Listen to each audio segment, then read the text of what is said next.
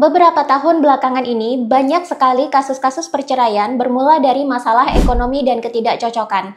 Bahkan menurut data Badan Pusat Statistik, dua hal ini menjadi penyebab perceraian paling tinggi di Indonesia, bahkan di seluruh dunia.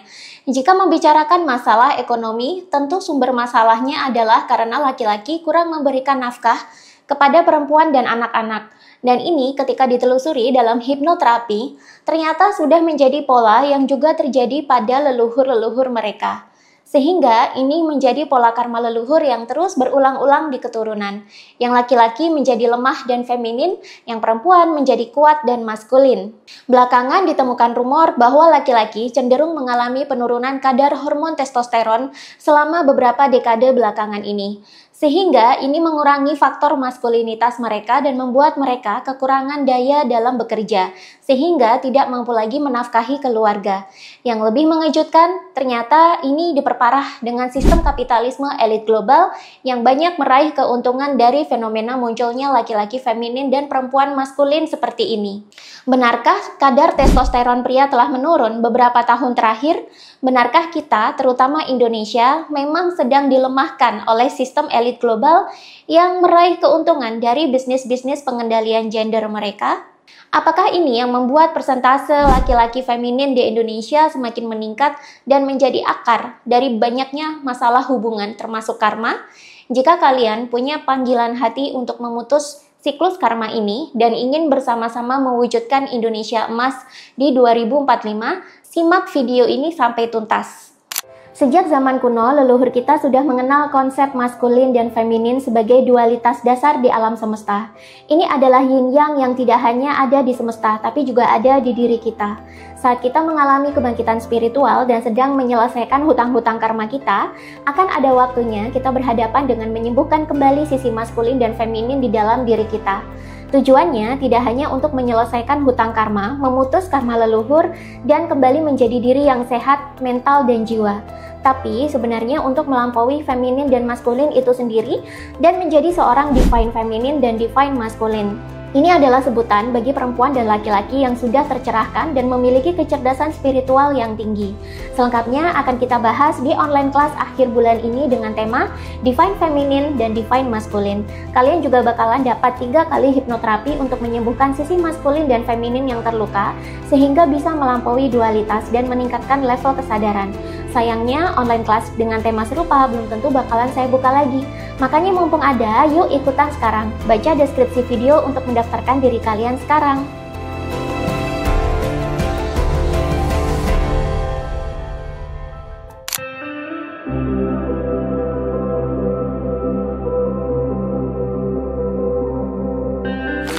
Baru-baru ini, sebuah artikel yang ditulis oleh Dr. Joshua Smith dalam website Medichecks.com berjudul Why Do Gen Z and Millennial Men Have Lower Testosterone Level menyatakan bahwa kadar hormon testosteron telah menurun selama beberapa dekade belakangan. Kurang lebih, laki-laki setiap tahun mengalami penurunan level testosteron sebanyak kurang lebih 1%.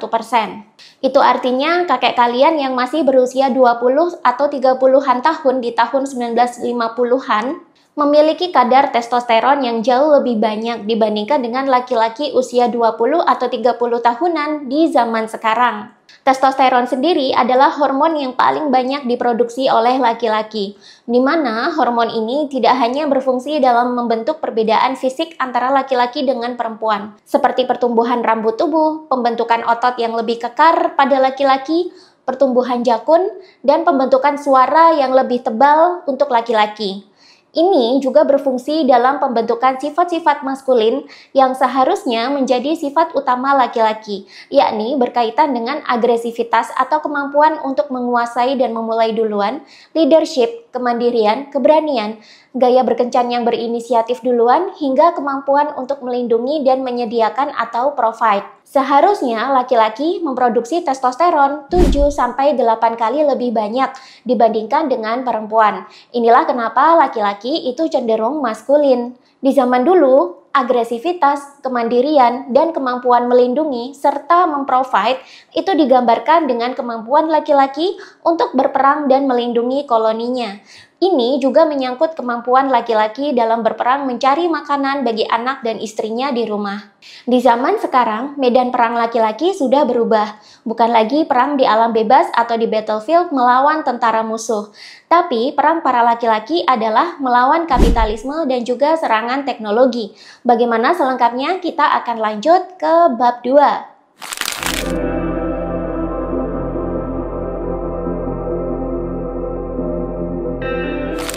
Belakangan ini banyak perempuan mengeluhkan bahwa posisi mencari nafkah di rumah tangga sudah banyak yang berganti. Perempuan banyak mengeluh diri mereka kini diandalkan oleh suaminya untuk menjadi backup finansial dalam keluarga. Bahkan jika perlu, merekalah yang menjadi pencari nafkah utamanya. Sehingga tidak sedikit kita menemukan perempuan akhirnya bekerja di luar rumah, sembari mengurus anak dan mencari tambahan penghasilan. Sedangkan suaminya tidak mampu mencukupi kebutuhan rumah tangga lagi. Ini bermula sejak feminisme populer di negara-negara barat selama era Perang Dunia. Era Perang Dunia adalah era perkembangan industri. Banyak pabrik dibangun dan membutuhkan banyak tenaga kerja. Perempuan yang saat itu bisa dipekerjakan dan bisa dibayar dengan harga yang murah, akhirnya banyak dipekerjakan dalam industri-industri. Gerakan feminisme pun muncul. Sebenarnya, gerakan feminisme ini awal mulanya adalah untuk melawan ketidakadilan sistem patriarki dan menuntut hak-hak perempuan agar disetarakan dengan laki-laki. Tapi perlahan-lahan gerakan ini kemudian berubah menjadi gerakan untuk menggeser dominasi laki-laki dalam dunia kerja. Terutama setelah gerakan feminisme ini didanai oleh salah satu taipan Amerika, Rockefeller. Kenapa sih industri-industri kapitalis ini suka mempekerjakan perempuan? Karena perempuan itu memiliki sifat ulet dan teliti.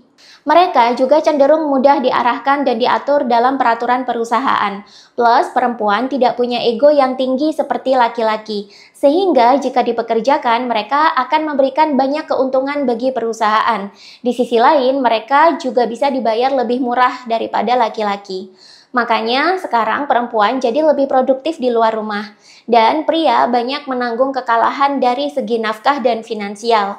Sehingga muncullah istilah laki-laki feminin yang sudah kalah dominasinya dari perempuan. Faktor lain penyebab turunnya hormon testosteron pada pria adalah semakin tingginya tingkat obesitas yang dialami oleh pria belakangan ini.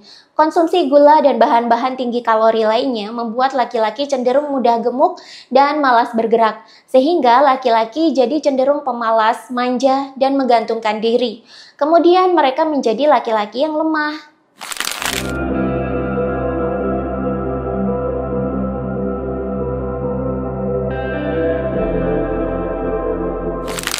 Dalam prinsip kapitalisme, keuntungan itu harus diraih dengan modal seminimal mungkin dan pangsa pasar sebesar mungkin. Manusia di bumi menyukai rasa manis dan rasa enak.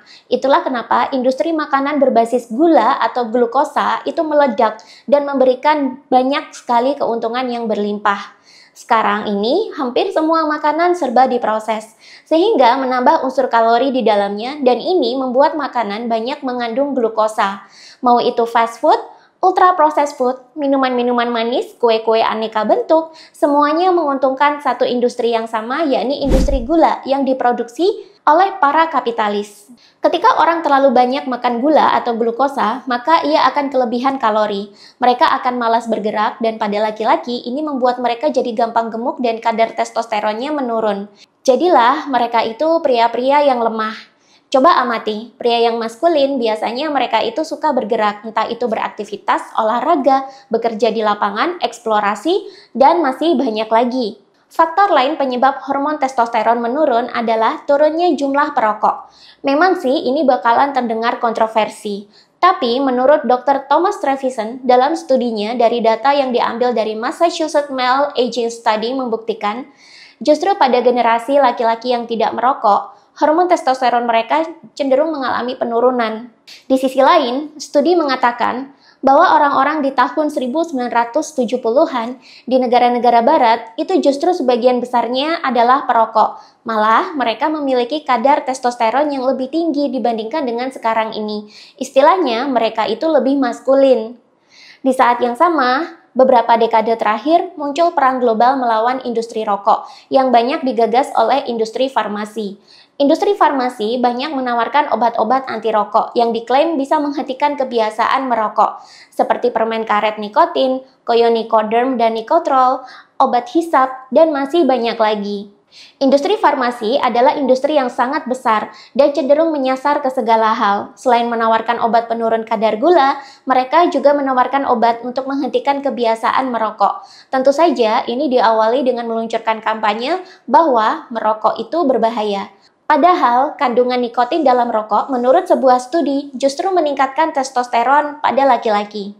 Selain itu, faktor stres dan depresi juga bisa menurunkan kadar testosteron para pria. Sehingga ini membuat pria semakin menjadi lemah, sehingga muncullah istilah laki-laki feminin. Sayangnya, di era kecanggihan teknologi dan komunikasi di zaman sekarang ini, justru stres dan depresi mengalami peningkatan. Mudahnya laki-laki mengakses handphone dan sosial media ini membuat laki-laki mudah terpapar berita negatif dan membuat mereka cepat stres, apalagi ditambah dengan membanding-bandingkan kesuksesan diri dengan orang lain di sosial media melalui yang namanya flexing.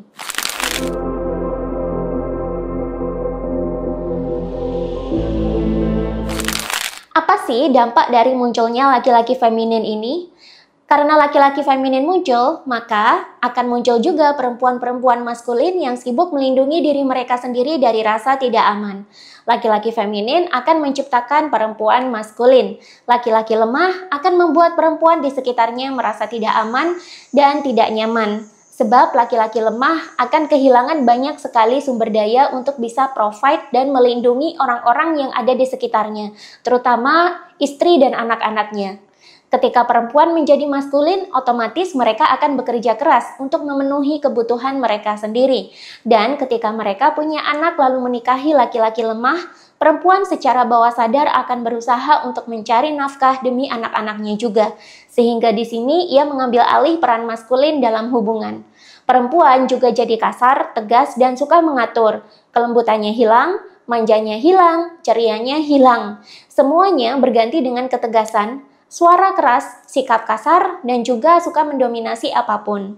Fenomena split bill atau 50-50, fenomena perempuan melamar laki-laki, fenomena laki-laki menunggu dibayar oleh perempuan, itu sebenarnya adalah dampak dari lemahnya laki-laki yang tidak disadari.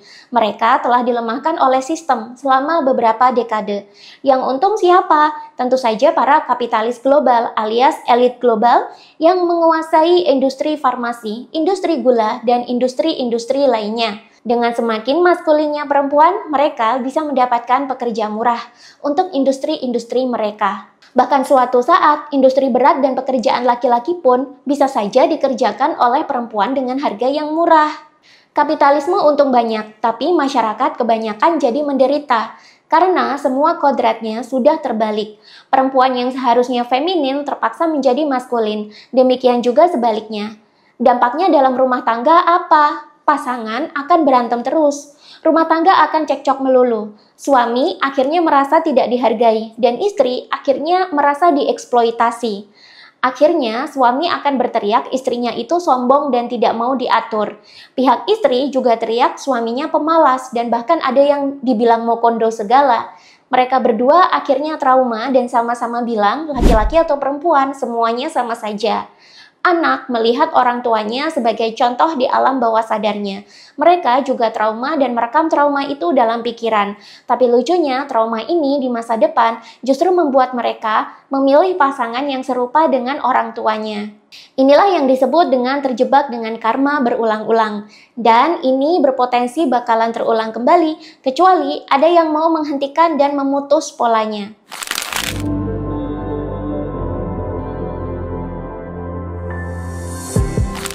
Kita semua bisa memutus pola karmanya dengan cara menyembuhkan diri dulu. Sebenarnya, ketika laki-laki mengalami kebangkitan spiritual, secara alami dia akan kembali maskulin. Begitu juga perempuan ketika alami dia akan kembali feminin.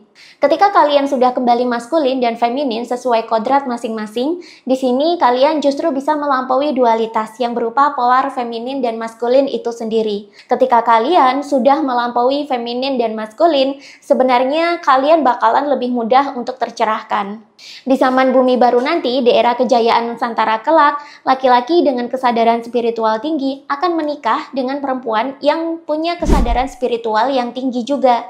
Yang sevibrasi bakalan saling menemukan. Ketika divine feminine bertemu dengan divine masculine, tidak ada lagi drama-drama rumah tangga seperti yang sering terjadi saat ini. Yang ada justru kalian bakalan saling mengembangkan hidup satu sama lain. Ketika dua orang yang sudah cukup dengan dirinya sendiri bertemu dan bersatu, maka terjadilah expanding atau perkembangan yang sangat luar biasa dalam kehidupan. Jadi tidak perlu khawatir dengan banyaknya konten yang mengatakan cowok Indonesia itu cenderung feminin atau mokondo atau narsistik. Laki-laki feminin adalah laki-laki yang tidak sehat secara mental, jiwa, dan spiritual. Ketika kebangkitan spiritual sudah masif berjalan, cepat atau lambat laki-laki akan menyembuhkan diri dan menjadi sosok divine masculine yang selalu siap sedia melindungi dan memprovide sang divine feminine. Di sini sudah tidak perlu ada manipulasi, tidak perlu pakai dark energy, tidak perlu terlibat dalam dark game. Karena vibrasi yang positif akan mengalir bersama yang sama-sama positif. Divine masculine hanya bisa bervibrasi dengan divine feminine, bukan bervibrasi dengan energi dark atau satanik. Dan inilah kunci untuk membentuk keluarga emas supaya bisa mewujudkan Indonesia emas tahun 2045, alias mewujudkan kejayaan Nusantara di tahun 2045, alias mewujudkan Indonesia sebagai mercusuar dunia. Sejak zaman kuno, leluhur kita sudah mengenal konsep maskulin dan feminin sebagai dualitas dasar di alam semesta. Ini adalah yin-yang yang tidak hanya ada di semesta, tapi juga ada di diri kita. Saat kita mengalami kebangkitan spiritual dan sedang menyelesaikan hutang-hutang karma kita, akan ada waktunya kita berhadapan dengan menyembuhkan kembali sisi maskulin dan feminin di dalam diri kita. Tujuannya tidak hanya untuk menyelesaikan hutang karma, memutus karma leluhur, dan kembali menjadi diri yang sehat, mental, dan jiwa. Tapi sebenarnya untuk melampaui feminin dan maskulin itu sendiri dan menjadi seorang divine feminin dan divine maskulin. Ini adalah sebutan bagi perempuan dan laki-laki yang sudah tercerahkan dan memiliki kecerdasan spiritual yang tinggi. Selengkapnya akan kita bahas di online kelas akhir bulan ini dengan tema Divine Feminine dan Divine Masculine. Kalian juga bakalan dapat 3 kali hipnoterapi untuk menyembuhkan sisi maskulin dan feminin yang terluka, sehingga bisa melampaui dualitas dan meningkatkan level kesadaran. Sayangnya, online kelas dengan tema serupa belum tentu bakalan saya buka lagi. Makanya mumpung ada, yuk ikutan sekarang. Baca deskripsi video untuk mendaftarkan diri kalian sekarang.